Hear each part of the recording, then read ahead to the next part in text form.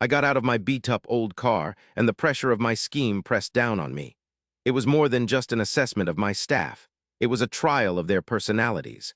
My name is Alesha Carter, and I am the owner of one of the most respected luxury sports car dealerships anywhere. However, right now, I wasn't Alesha Carter. Wearing a huge hoodie, worn-out jeans, and sneakers that were quite past their prime, I was pretending to be a customer with no money, someone who wouldn't be given a second glance in a showroom filled with expensive cars. The sun reflected off the shiny surfaces of my cars. Bugattis, Ferraris, Lamborghinis, and McLarens, each of these had been carefully selected. But still, the real test wasn't about the vehicles. It was all about the people selling them. I moved forward, passing the spotless glass doors, breathing in the opulent smell of leather and fast engines. Then I waited. No welcome. Not even a "how can I help you?" Instead, the salespeople, the individuals I had carefully chosen, gave me dismissive looks and continued their conversations. A surge of annoyance started to build inside me. They couldn't see me. I walked toward a black, shiny Ferrari, lightly touching its smooth, cool surface. Then a mocking voice broke the silence. "Excuse me, ma'am, I highly doubt you could afford that," it said. I turned around and met the eyes of Aiden, a well-groomed salesman. One of my best employees, or so I thought. That smirk on his face was arrogant, and his eyes scanned me, judging my looks. I decided to inquire about the cost. I replied calmly, keeping my tone gentle but resolute.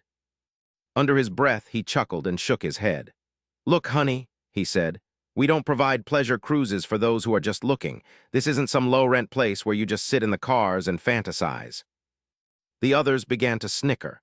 Another salesman, Mark, added his voice, stating that I didn't belong there. "Why don't you go to a used car dealership instead?" The anger flared within me, yet I maintained a composed face. "And what if I could actually afford it?" Aiden's face became sterner. "Then I'd say prove it. But we both know that's not going to happen," he stated.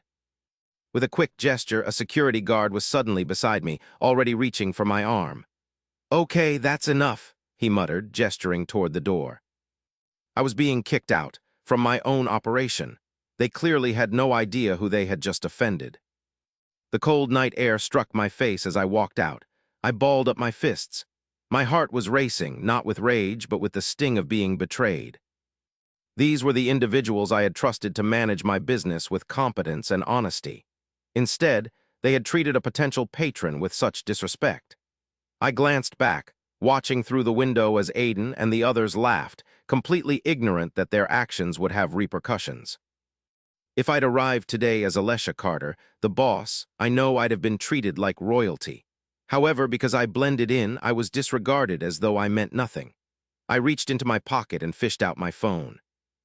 I could have made one phone call. That would have been all it took. But no, I felt that this needed a more personal touch. I had an idea brewing in my mind. When they discovered my true identity, they wouldn't just feel bad about what they'd done. They would grovel and beg for my pardon. The following morning, I entered my showroom as the genuine me.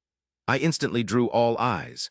Wearing a perfectly fitted black dress, the heels tapping against the floor as I walked, and I projected an air of authority.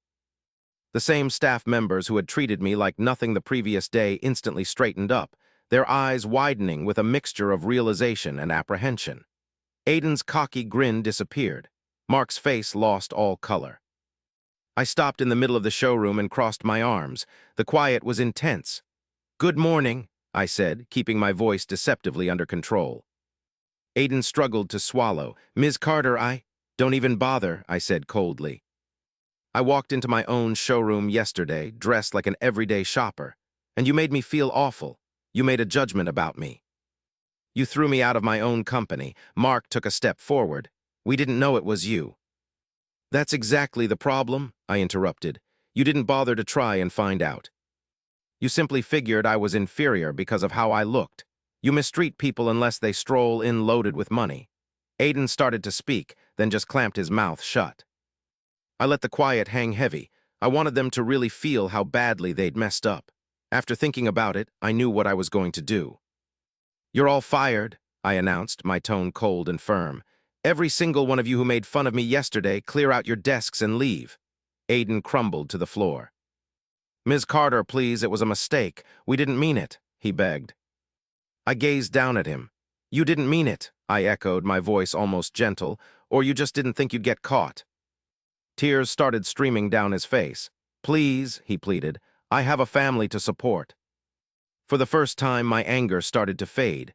I've always thought people deserved a second chance, but you had to really work to get my trust back. All right, I said, moving closer. I'm not completely without a heart. You'll get one last chance, but it won't be here. You will work at my community outreach garage where we repair vehicles for families who can't afford it. No bonuses, no high-end sales, just people who need help, I continued. Aiden looked crushed. If you refuse, you're done. I gave them a final ultimatum.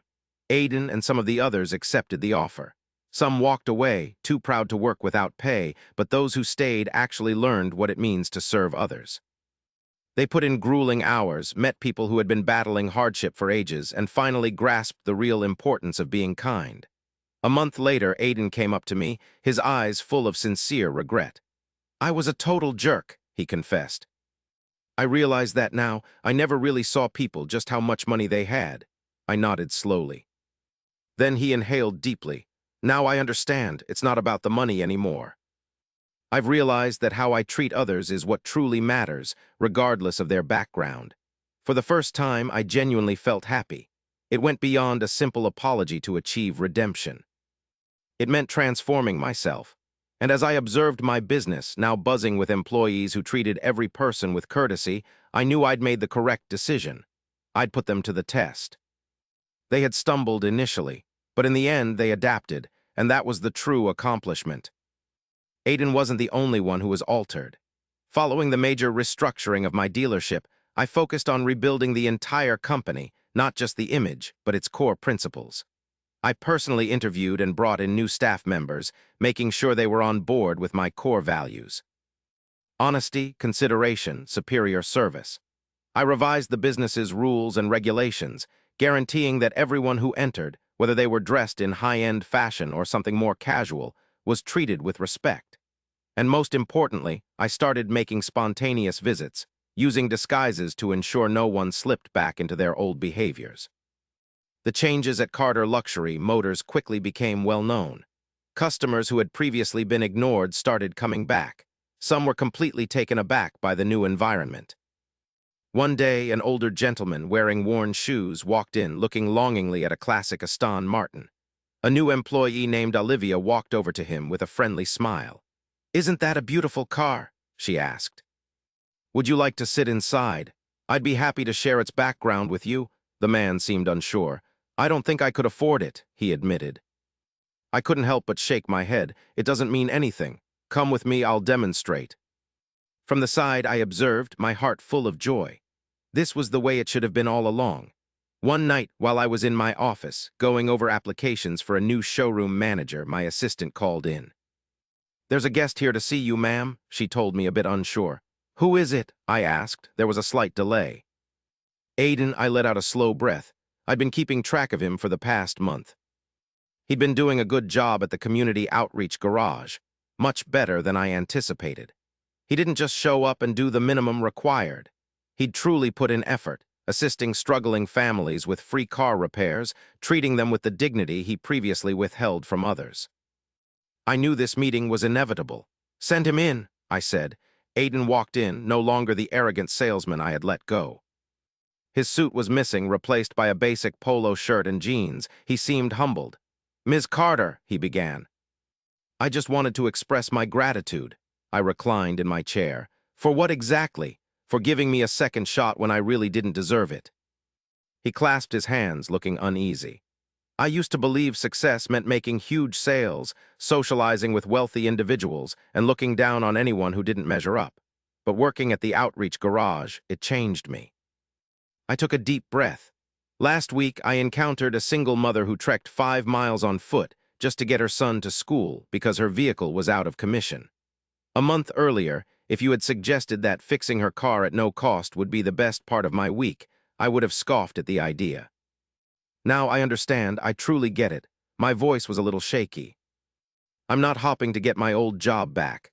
However, I felt it was important for you to understand that my perspective on others has shifted, and I appreciate you making me do so. I watched him intently. I'm glad you shared that with me, I replied. He paused for a moment. I also came with an offer for you. I raised my eyebrows. I'd like to keep working at the outreach garage, he stated. I want to grow it into something greater, offering more than just complimentary repairs. We could create training programs for disadvantaged youth, giving them lessons in mechanics and the skills they need to create a better life for themselves. I understand I'm in no position to ask this, but if you'd consider helping me fund it, I guarantee I'll make it a worthwhile investment. For the first time since all of this started, I felt something completely unanticipated. Respect, genuine, earned respect. I allowed the silence to linger before I spoke. Aiden, I said, that's the best idea you've ever had. It wasn't just that I agreed to Aiden's plan. I went a step further. In just 2 months, Carter Automotive Academy took shape. It was a program created to educate disadvantaged youth in auto repair, engineering, and business management. Aiden took on the role of director. I was in charge of the money, making sure the program had the resources necessary to flourish. Then in half a year, our inaugural class graduated. These were youngsters who previously had felt hopeless, and now they possessed skills that would drastically alter their futures. One day, observing a young girl happily receive her diploma, a voice I knew spoke beside me. "You didn't just transform my life, Miss Carter," Aiden said, observing the event. "You changed all of." I turned to face him, and a rare smile graced my face. "No, Aiden," I responded. "You transformed your own life. I just provided you with the opportunity to make it happen." Half a year later, I decided to take a risk. I went undercover again, this time looking like a middle-class woman, nicely dressed but not someone wealthy. And I walked into Carter Luxury Motors without giving any notice. As soon as I entered the building, Olivia, my new showroom manager, came over to me, a sincere smile on her face. "Good afternoon, ma'am. Welcome to Carter Luxury Motors. How can I assist you today?" There was no attitude, no negative assessment, and no looking down on me. I looked around. Employees were connecting with clients, treating each one with respect, regardless of whether they appeared to be extremely wealthy or ordinary. I succeeded. I had gotten rid of the problem. I had constructed something genuine in its stead.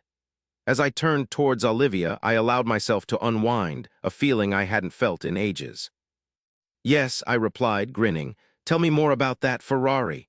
It began as a way to assess my staff, but it blossomed into something far grander.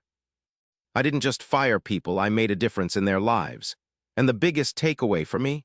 Monetary wealth isn't what defines a person's value, it's their character. Those who can't grasp that concept aren't welcome in my life. The morning after my last test run, I found myself in my office, thinking about everything that happened. My staff was different. My company had transformed. Above all else, I had proven a point.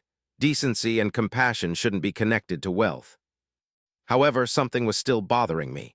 Aiden, even considering everything, I couldn't ignore how much he'd improved. He'd gone from being arrogant and self-absorbed to genuinely caring about others. But had he truly changed? Could I ever trust him again in my showroom? I decided it was time to find out. I called Aiden to my office, and as he walked in, I sat back in my chair. His posture lacked the arrogance I once couldn't stand. He stood before me, hands intertwined, uncertainty visible in his gaze. "You wanted to see me, Miss Carter?" he asked hesitantly. "Yes," I responded, observing him intently. "I've witnessed your performance at the outreach garage." I had to know, if I offered him his old position back at the dealership, would he revert to his previous behavior? Aiden's face became tense. "No," he declared, his voice firm. "I understand I don't deserve a second chance, but if you offered me one, I promise I wouldn't disregard what I've learned." I considered him carefully before coming to my conclusion. "You can return," I stated. "But there's one requirement." His head shot up, clearly surprised. "Anything," he replied. "You'll start at the bottom. No special commissions or VIP clientele. You'll be on the floor just like a new hire. And if I see even a trace of your previous conduct, you're gone. For good," I warned. His expression changed, pride clashing with humility. Ultimately, he agreed with a nod. "I'll do it." I put out my hand for a handshake. "Welcome back to Carter Luxury Motors, then. Don't let me regret this." He shook my hand firmly, and for the first time I didn't see a salesman but a person striving to earn my trust. A couple of weeks later, I showed up unannounced at the showroom. This time I didn't need to hide. I entered as Alesha Carter, the CEO of the company. What I witnessed was astonishing. Aiden, the same individual who previously judged customers by their appearance, was assisting a man in work boots and dirty overalls who was looking at a Lamborghini, not with any condescension or contempt. With genuine regard. "This is an amazing vehicle," Aiden was saying, giving the details about the car. "And if you're truly interested, we can explore financing choices that will best suit your needs." I was eager, wondering what would happen next. The client seemed to be thinking it over. I'm uncertain whether. "Look, friend," Aiden said, his smile genuine. "Every single person is entitled to their ambitions. And if this particular thing is what you desire, I'd be delighted to make it happen for you." Something within me felt different. It was tangible. He had genuinely transformed. I took a step toward them, making myself visible. Aiden noticed me and became tense, but I gave him a tiny, approving head movement. He had passed his ultimate trial. Victory isn't judged by how many vehicles we move, but by the emotions we generate. I established Carter Luxury Motors with the goal of marketing luxury and elegance, but I'd almost overlooked something even more important: honesty. Now, with a fresh leader, a more cohesive crew, and a business strategy that didn't prioritize treating clients like wallets on legs, my dealership was more than just a place to buy cars. It was an event, but my own path wasn't finished. There was still more to demonstrate, more individuals to educate, and a future to ensure. And I was just getting underway. The transformation in my business was unmistakable. The previously unhealthy, critical environment had been thoroughly eliminated. Every single team member who remained understood that this wasn't simply a place to look at cars. It was a location where anyone, no matter their looks or financial standing, was treated with respect. But I wasn't finished evaluating. I wanted to confirm that the lesson had truly sunk in. One day, I organized a test. I employed an actor. There was a guy, looking like a janitor, with grease all over his uniform, acting like a dad hopping to find a dependable car for his daughter's initial driving lessons. I observed his movements on the security monitors as he walked into the dealership. Olivia was the first to greet him, a genuine smile on her face. "Hello, sir, how can I help you today?" He paused, fiddling with his hat. "Well, I'm not sure if I belong here, really. I'm just trying to find something safe for my daughter," he continued. "I don't want to be a bother to anyone." Olivia's expression softened. "Sir, it would be our pleasure to assist you. Every single customer matters to us. Let me show you some good choices." She guided him towards the vehicles that had been certified as safe, treating him with the same level of courtesy and understanding that she'd give to a millionaire wanting a luxury car. I settled back in my seat, breathing deeply. At long last, they got it. Just as things were falling into place, trouble started. One night, I got an anonymous message regarding another luxury dealership that had started to share gossip about my company. "Carter Luxury Motors is losing its reputation because you're allowing anyone to come in," the person said. That was enough to infuriate me. I had put in way too much effort, and I'd fought through so many obstacles to allow a jealous competitor to damage my name. And if they imagined I'd just let it go, they didn't know who they were up against. I went further. My legal team conducted an inquiry. What we found was that Bennett Exotics, the opposing dealership, had been paying off media sources to damage my image. This was a serious issue. I typically avoided public arguments. However, this situation felt different. It struck a deeper chord. I decided to hold a press conference. If they wanted to push me, I'd ensure they felt the repercussions. When I faced the cameras, I directly addressed the accusations. "I'm aware of the rumors. That Carter Luxury Motors has lost its appeal due to our practice of treating all clients as individuals, no matter their financial status." I looked directly at the camera. "Let me be perfectly clear. I will never be sorry for treating everyone with basic human decency. And if my competitors see that as a flaw, they have already failed." The audience clapped enthusiastically. Later that same evening, Bennett Exotics tried to retract their statements, but it was too late. Their attempt to discredit me had failed dramatically. Clients, both wealthy and less so, came to my showroom, eager to support a company that valued people over money. And just like that, I had triumphed in another instance. About a month after my press conference, something occurred that truly shocked me. An elderly gentleman entered my office, wearing a sophisticated yet not flashy suit. He revealed himself to be William Graves, an investor who had closely observed the evolution of my business. "I've been in the luxury automotive industry for over 4 decades," he stated, putting a heavy envelope on my desk. "I've never witnessed anyone revive a business like you've managed to do." I furrowed my brow, uncertain about the conversation's direction. "Mr. Graves, what exactly are you proposing?" He moved closer. "I intend to put money into Carter Luxury Motors. More than that, I want to team up with you in broadening your concept. A car dealership that caters to everybody, free from pretension or prejudice." "What do you think?" I was taken aback. This wasn't just a proposition, it was a chance to construct a dynasty. I reached out my hand. "Let's make something remarkable happen." With the growth of Carter Luxury Motors beginning, I needed to confirm my team could truly take the lead. That included Aiden. One afternoon, I asked him to come to my office. He had been giving it his all, showing his worth every day, but I needed a final assessment before giving him complete authority again. "Aiden, you've come a long way," I stated, observing his posture become more rigid.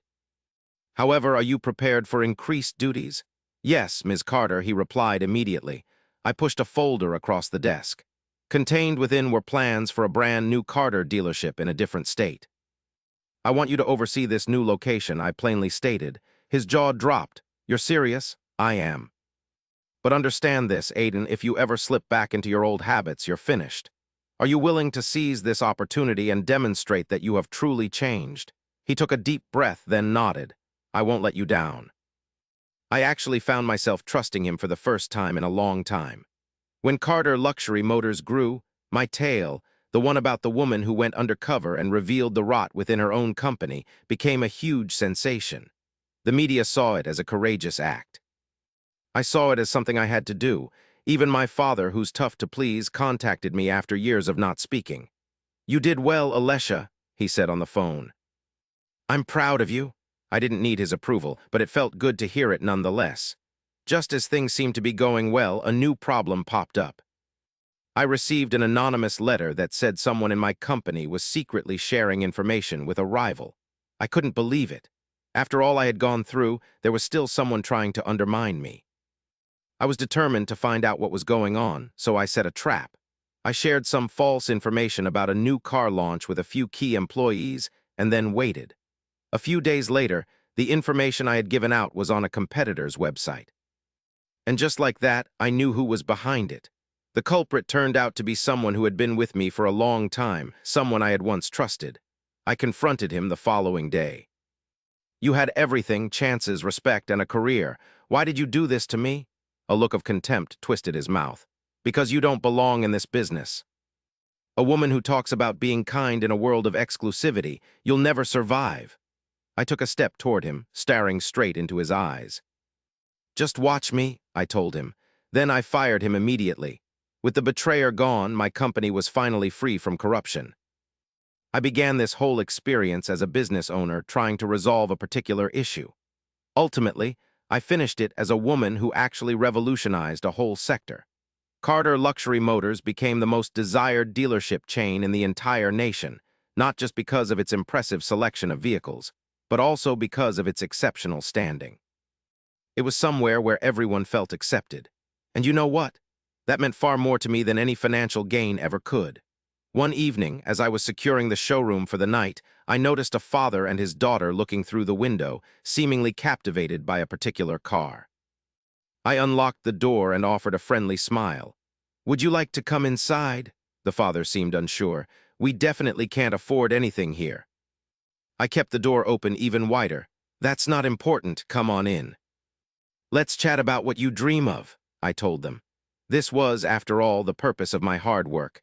A company founded not on superiority, but on basic human decency.